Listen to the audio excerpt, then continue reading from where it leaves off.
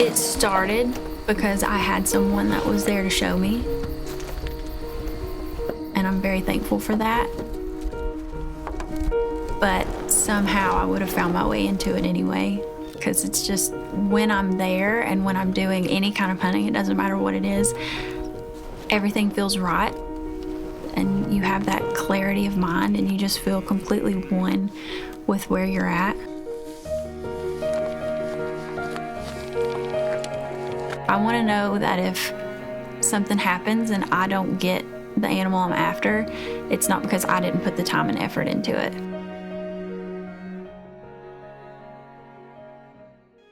So I'm Kandra Comer, and I'm a bow hunter. So I've hunted all my life, for as long as I can remember, and my dad has always been a big bow hunter. And at first I had no interest in it at all, but the more I got into hunting with him and, had success in everything else, I kind of wanted to push that boundary a little bit farther and do something that was seemingly a lot more difficult.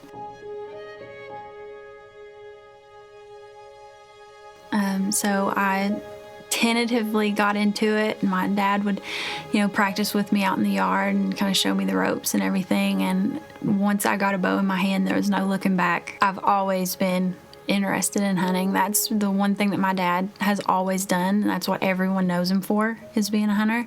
And he gave me a little bow set, a toy when I was 4 years old. And I felt so important to be able to go out there and practice with my dad.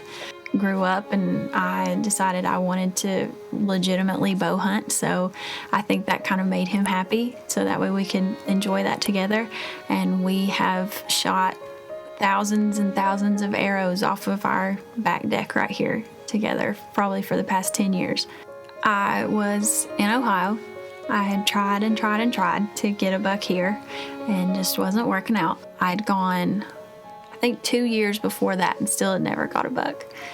And we set up. Something just felt really right about that spot. I don't know why. And we heard him down over the ridge. And so I rattled my horns, or my little rattle bag, and I blew my grunt call, and here he came. Just like he was on a string. And I made basically like the perfect shot on him.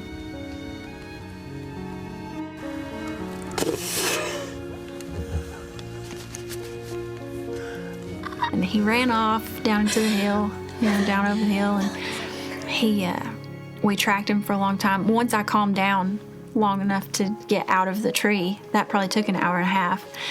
And so we tracked him, and we found him. That was probably the highlight of my bow hunting career right there, because everything came together. My goal of what I'd been working for years, I'd probably been bow hunting for 5 years at that point. I've officially shot my first buck ever with a bow here in Ohio. I'm so excited. My dad was literally 3 feet above me in the same tree while we were doing it. So that was really special.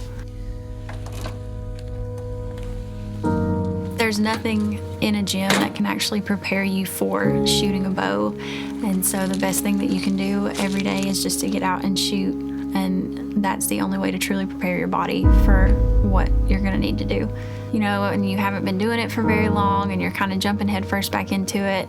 The shoulder, especially where you're drawing all the time, and then up into your upper back, that part can get so sore.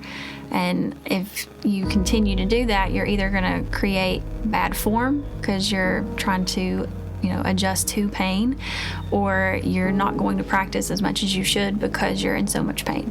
So yeah, bow hunting is always a pretty physically demanding sport, whether you're practicing or actually hunting. So I've always been interested in really needing something that would relieve those aches and pains, so that way I can continue to do this.